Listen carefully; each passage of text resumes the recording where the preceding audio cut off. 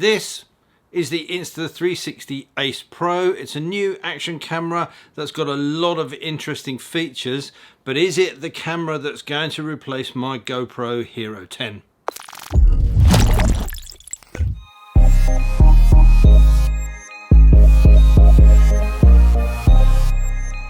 Doing what I do here on YouTube means that I am often looking at cameras and accessories, usually for something that's going to make my life easier and offer a bit more reliability and ease of use when I'm out filming content. For quite some time I've been using a GoPro Hero 10 as my point of view helmet mounted camera. The image quality is great and audio is pretty decent too when using a medium mod. So very planted, seems quite predictable, the suspension is nice and plush. But it's not all been plain sailing. So I've been keeping my eye open for alternative action cameras, and I did buy a DJI Osmo Action 3, but I'll be honest and say that I've had real trouble getting decent quality audio, and I don't think the image quality is quite there from that camera as it is with the GoPro Hero 10. I've also been using Insta360 X3 360 degree camera quite a lot as well, and that happens to feature in most of my videos, certainly on the bike and gear reviews, and I really like that camera, but it doesn't lend itself particularly well to being a point of view helmet mounted camera purely because of the shape. But having had good experiences with that camera, I was really interested when this Ace Pro was launched, and I was very keen to give it a try. So for full transparency, Insta360 have sent me this camera to test, although they are not paying me to make this review, and actually I'm already behind schedule to get this review out for when they wanted it, because I just wanted to make sure I've tested this in enough scenarios where I can give an honest opinion on the camera. This isn't intended as a full deep dive comparison between the cameras at all. I could make an hour-long video just looking at the features of the cameras, but many of those features I don't use, and I think many of those features a lot of people don't use. So I'm looking at this from a motorcycle stroke motovlogging point of view at the important things that I think a camera needs to have. So in essence, I want to look at image quality, sound quality, ease of use and fitting, and reliability. I did reach out to both DJI and GoPro to see if they were interested in loaning me their latest camera so that we had a like for like. Because this is a new camera out, it made sense to match it up against the Action 4 and the Hero 12. Unfortunately, neither DJI or GoPro responded to me or replied to my request. So what you're going to see in this video is the Ace Pro from Insta360 up against the Osmo Action 3 and the GoPro Hero 10. Now both of those are obviously older models that have since been superseded, but that's all I've got to work with. So let's start with image quality. On what was a grey, cold, overcast winter's day in the UK, I mounted all three cameras to the front of the Africa Twin, and I set the resolution to 4K 24 frames per second, which is what I normally film in. I set the aspect ratios to be as close as possible, although that doesn't really matter too much for this. They're as close as they need to be in terms of the field of view, and this is what I captured. I'll leave the videos running for a little while before telling you which camera is which, so you can decide which is your favourite look, because that's going to be the most important thing, and then as we go through I'll show you which is which may surprise you, it may not. The footage is also straight out of the camera. It hasn't been tweaked or adjusted. The only thing that I've done is cropped it to be able to get all three on the screen at the same time, but there's no other amendments that have been made to this footage. It is straight out of the camera on its basic settings. As I mentioned, I wanted to see how the cameras perform with the sun behind and in front. So here the sun is behind me, and as I turn left into this road, the sun moves into a position at about 10 o'clock. In the previous clip, I think the camera on the right hand side underexposed when in poor light, and it seems to be kind of slightly overexposing here. The one in the middle is much more consistent. I think there's a better dynamic range there, and the one on the left is okay as well, but you are losing some detail in the road and the sky. With the camera facing towards you in a high contrast scenario where we've got light behind and a dark feature, all three cameras seem to be doing a pretty good job of this, which is sometimes a bit tricky.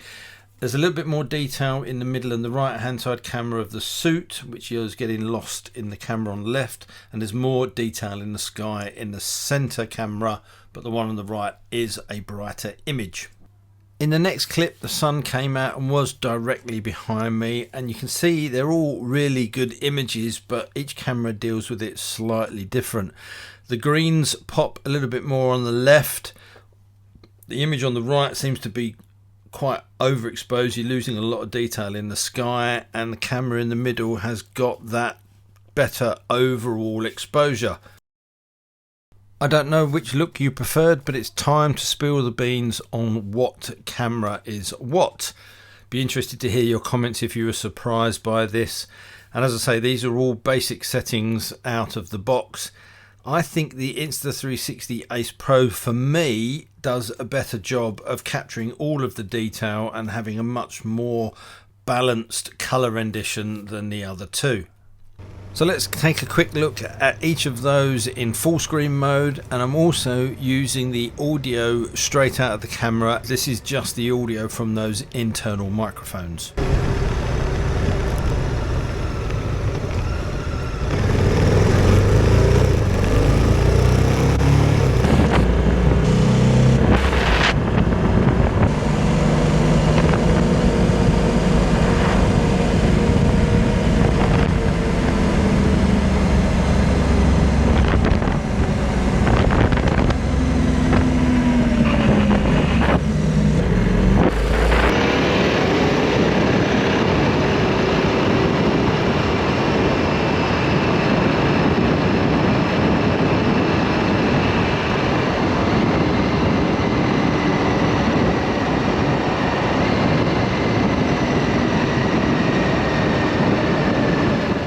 I'll turn now to the audio, because that is the trickiest part of getting a really good POV vlogging camera setup. Audio is really important, and more important than a lot of people imagine. A viewer will put up with lower quality images if the audio is good. However, if it's the other way around and you've got stunning 4K perfectly exposed images but terrible sound, people will switch off pretty quickly. Of course, this varies depending on the mic, the placement of the mic in the helmet, and the helmet itself. There's lots of variables around that. But essentially for me, the easiest solution is to have a lav mic that's plugged directly into the camera. It gets recorded directly on the footage with no extra syncing required. You just hit the record button and away you go. Connecting the Ace Pro is easy, as Insta360 offer a microphone adapter. All you do is plug this into the side of the camera and have the option to use either a 3.5mm TRS jack or a USB-C connected mic. The GoPro can only use a 3.5mm jack connector, and that has to be done using the media mod. It's the opposite for the Action 3, as that's only got a USB-C connector on the camera, and that limits the microphones that are available. There are loads of microphones to choose from with a 3.5mm jack. You can also obviously use a USB-C to 3.5mm jack adapter, but as I found, to my cost, they don't all work. I've got three different ones. I think one is a DJI one from a previous camera, one is an Insta360, and then there's a couple of cheap ones that I bought on Amazon to try, none of which worked. So it's a bit hit and miss. Once you get it sorted, it will probably work well. I'm still struggling to find a decent audio source for that camera. DJI though have launched a mic adapter the same way that Insta360 have done, but it's only compatible with the Action 4, not the Action 3. Both Insta360 and DJI cameras give you the opportunity to change the external microphone gain in the camera.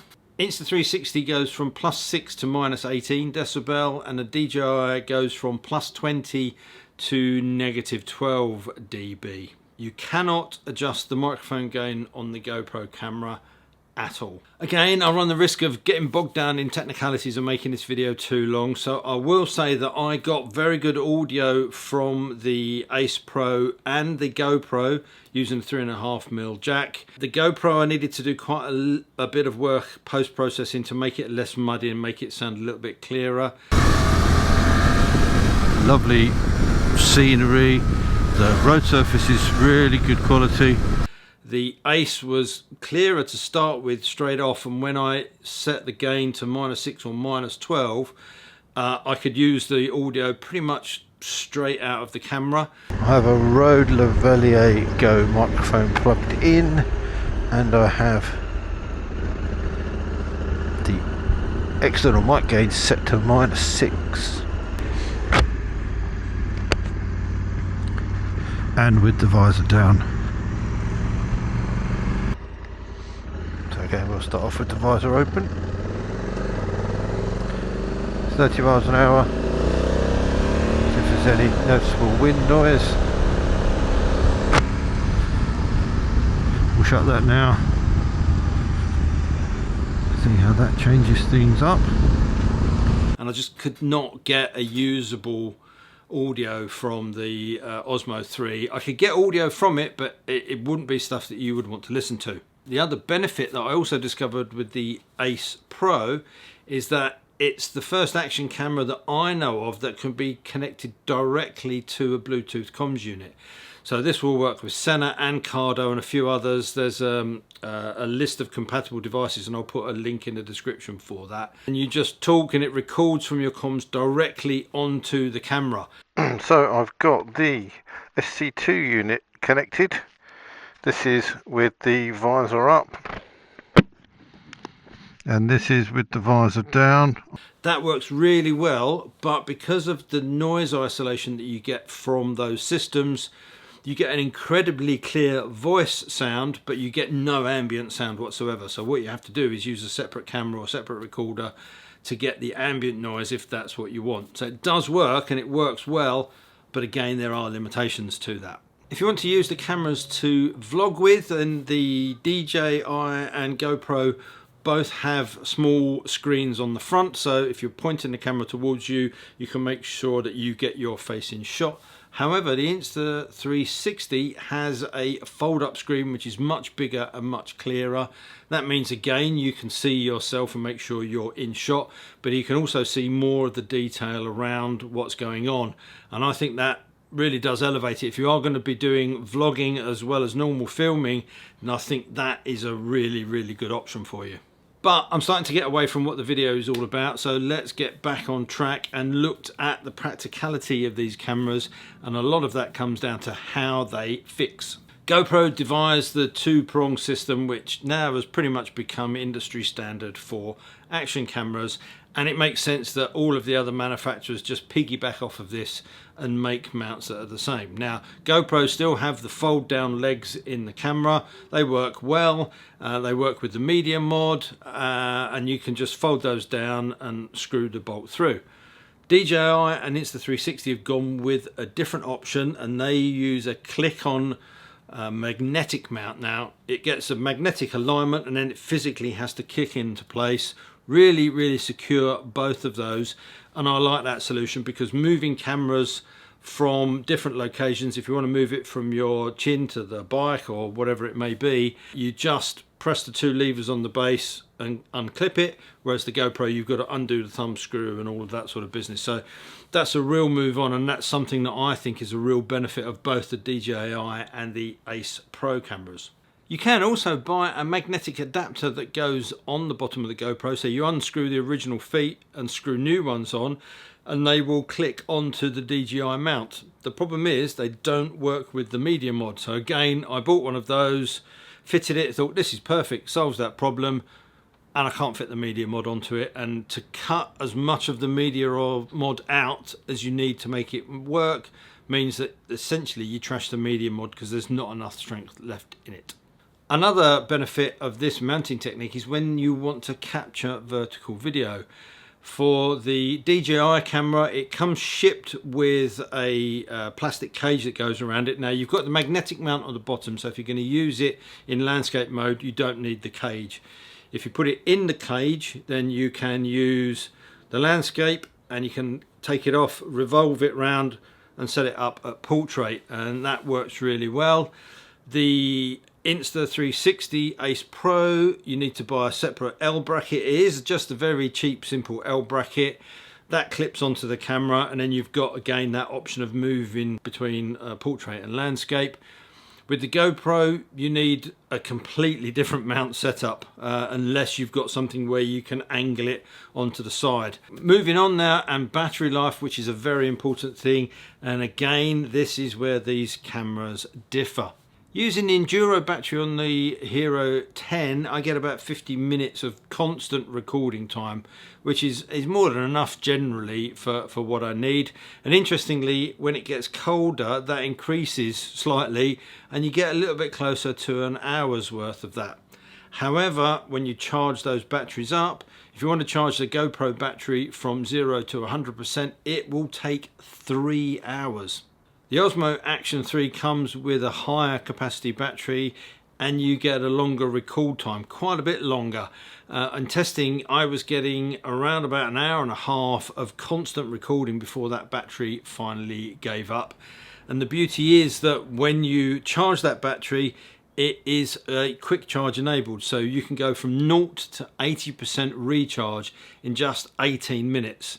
That makes a big difference. And the Ace Pro actually was even better than that. Although it hasn't got a larger capacity battery than the DJI camera, it did film for longer. I'm getting another maybe 10 minutes on top, so not a great deal of difference, but still really good battery performance. And likewise, this supports fast charging, and again you can go from 0 to 80% this time in 20 minutes, so a little bit slower. If you want to charge it fully to 100%, it takes about an hour, which is roughly the same as the DJI. And I think the last thing to look at in terms of practicality would be the integration with each brand's native smartphone app.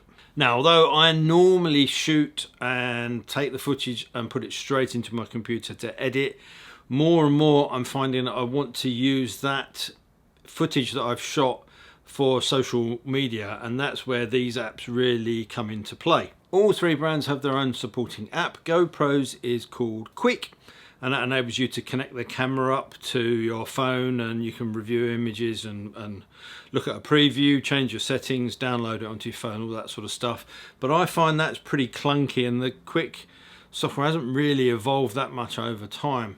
DJI have the Mimo app, and again that's really good. Lots of functionality there, really slick, works quite well. But I think head and shoulders above those two is Insta360. They seem to bake the use of that app into their product at an early stage. So if you've got your camera switched on and you open the Insta360 app, it connects pretty much immediately to the camera. You can download stuff, you can do all the AI editing and stuff that we'll talk about later on, and it makes it really easy to get that footage, edit it on your phone and push it straight out to Instagram or TikTok or whatever it is that you want to do. So I think the GoPro one works if you need it. It's a little bit The DJI one is good, but it's nowhere near as fully featured as the Insta360, so I think they win on that app if that's important to you. So really, after that initial run through, you've seen the image quality, and it's up to you to decide which one of those you prefer the look of. You need to consider how easy it is to record audio. If that's not as important to you, then any of those three cameras is going to work. So if you're going to do voiceovers as opposed to recording straight to it, then any of those cameras are going to work really well for you. The rest of it is down to how it mounts and how reliable it's been. The GoPro is generally reliable, but it does give me problems, particularly when it gets warm, and I still get that freezing issue, and GoPro can't pinpoint what it is. I've changed the Enduro batteries and they have been better, but it still happens. Never had it happen with the DJI, and I've so far not had it happen with the Insta360, so that's about as good a feedback as I can give on that for you. Before I get to my final conclusion, I thought I'd just spend a couple of minutes looking at some of the unique features of the Ace Pro camera, because there's some really interesting tech built into this. Now, I've already talked about how useful that flip up screen is on this camera when you're using it to vlog, but the Ace Pro has got another trick up its sleeve in the form of the wireless GPS preview remote. This is a little screen that can be fitted to the handlebars or worn as a watch with the adapters that it ships with. It gives you a real-time preview from your Ace Pro, and you can use it to start, stop or pause the recording. And you can also use it to mark highlights of the recording as you go. Now, I thought this was a little bit of a gimmick, but in reality, actually I found it to be pretty useful, because I can see directly on the handlebars what my camera sees. And sometimes it's easier just to start the recording on that than it is on the camera. I think it's just a really handy little preview thing. Now, there is an additional cost to that, and I'll put that on the screen, so it's up to you whether you think that's a worthwhile investment. You can use the Ace Pro as a dash cam too, because it has loop recording. You can also use gesture and voice commands. You can add things like motion blur onto the video, and there's a really handy AI highlight assistant. Turn this feature on and the camera will analyze the footage that you've recorded and pick out highlights for you. You can either then turn that into a short highlight reel, or you can just keep those on the camera and delete the stuff that you don't want. And also via the app, you've got AI editing. There is an AI chip in this camera, and ShotLab allows you to add various AI effects to the footage. That's a whole other side to the Ace Pro, and that's something you'll either use or you won't. Maybe I'll do a separate video about that, but in reality, if you want to find out about that, there's plenty of other videos out on YouTube that go through that in much more detail than I ever could. Right, okay, let's get back to the crux of the video, and that opening question was, can this Ace Pro camera replace my GoPro Hero 10 as an ongoing helmet point of view camera? Now, whilst the GoPro 10 has created problems for me in the past, it still offers really good image quality and good sound, and it's been relatively reliable, if a little bit fiddly. But in answer to that question, I can say yes, the Ace Pro will be my camera of choice going forward. I really like the image quality. It's sharp, it renders colour in a more natural way than the GoPro, I think, and it has a wider dynamic range which really gives better video in mixed lighting. It's got good audio too, almost straight away without having to mess around with it in post. And I love that magnetic mounting system. As I already use the X3 360 camera, it also makes sense to use the Ace Pro, as it all seamlessly works together in the same app. It's not perfect, obviously. I've noticed that transferring files from that to my computer takes longer than both of the other cameras, and I'm not entirely sure why that is. The file sizes are not significantly bigger. It just takes longer. There's something in that transfer protocol that's slowing it up. It's not a problem, you just have to wait a little bit longer to upload the footage, but that's one thing that I have noticed. It's also a little bit bigger and a little bit heavier than the other two, although having said that, if you want to use a mic, you've got to put the GoPro into the media mod, and then that becomes the bigger of the cameras. So for me, I am going to continue to use the Ace Pro as my go-to action cam. I recorded the recent 2024 Africa Twin launch video using that camera and the Insta360 X3. But as you see, it will properly get on it. For those people that go, oh, 100 horsepower is not enough, you're just wrong. You are wrong. And that was the first time I'd taken it out to an event to film with it, so I was a little bit nervous. On those kind of launches, you don't necessarily always have a lot of time if something goes wrong. There is downtime in between, so when people are shooting their tracking and that stuff, you do kind of hang around for a little bit. But if you're having camera problems, you really don't want to be that person saying to a group of 15 journalists, can everybody hang on for a minute while I'll get my camera sorted out? So I was a little bit nervous, but that camera with the microphone connected worked flawlessly. It just did what it was supposed to do, no dramas, and for that I'm really happy. Oh, one thing I didn't talk about is the price. The Ace Pro standalone bundle will set you back £429, but there is a deal on at the moment. I think it's the snow sale, which runs till the end of February. I don't think that discounts the standalone bundle, but you can get a bundle with accessories on top, which you will save on. But there is a link in the description. It is an affiliate link, I'll be open with that. If you click on buy on that, I do get a little kickback. But that's not influenced this video at all. It makes no odds to me really whether you buy one or you don't buy one. But I think if you buy one of those through that link, you do get a free accessory. I think you get a set of screen protectors that come free with the camera, which you don't get normally with it. So if it's something you're considering, if you buy it through that, it doesn't cost you any more. You get a little free gift and you help support the channel. If you don't, you don't. No skin off my nose. But all that leaves me to say is until next time, thanks for watching. Take care, ride safe, and I'll see you soon. Bye.